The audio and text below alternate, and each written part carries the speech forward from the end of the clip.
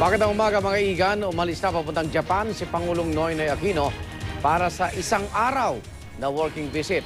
Inaasahang pag-uusapan ng Pangulo at ng Prime Minister ng Japan ang pagpapalakas ng ugnayan ng Pilipinas at Japan.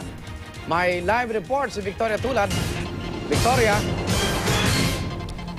Igan, sa pagbisita ni Pangulong Noynoy Aquino sa Japan, makakausap nga niya si Prime Minister Shinzo Abe. Isa sa mga posibleng pag-usapan nila ang territorial dispute sa West Philippine Sea.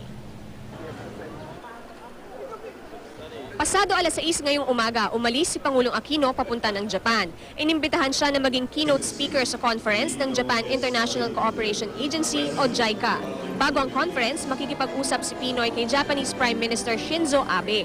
Sa kanyang departure speech dito sa Ninoy Aquino International Airport, sinabi ng Pangulo na kabilang sa mga pag-uusapan nila ang mahalagang issue na nakaapekto sa dalawang bansa, gaya na lamang ng kapayapaan sa bahaging ito ng Asya.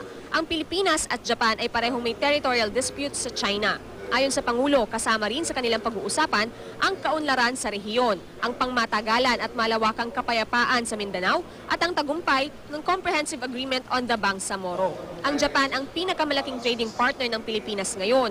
Marami rin daw ang nagawa nito sa pagpapaunlad ng turismo at infrastruktura ng Pilipinas. Ito rin ang bansang may pinakamalaking official development assistance na naibigay sa atin. Partikular na nakita raw ang malasakit ng mga Hapon nang humagupit ang bagyong Yolanda. Ang Japan ang isa sa mga pinakaunang bansa na tumugon sa pangangailangan ng Pilipino at hanggang ngayon, patuloy pa rin daw ang pagtulong nito sa mga nasalanta ng nagdaang bagyong Yolanda. Dahil sa mga puntong ito, malaki raw ang pasasalamat ng Administrasyong Aquino sa Japan. Igan, maiksi lamang ang working visit ni Pangulong Aquino sa Japan. Mamayang gabi ay inaasang babalik na rin sila ng Pilipinas. At yan muna ang latest mula rito sa NAIA. Balik sa inyo, Igan. Maraming salamat, Victoria Tulad.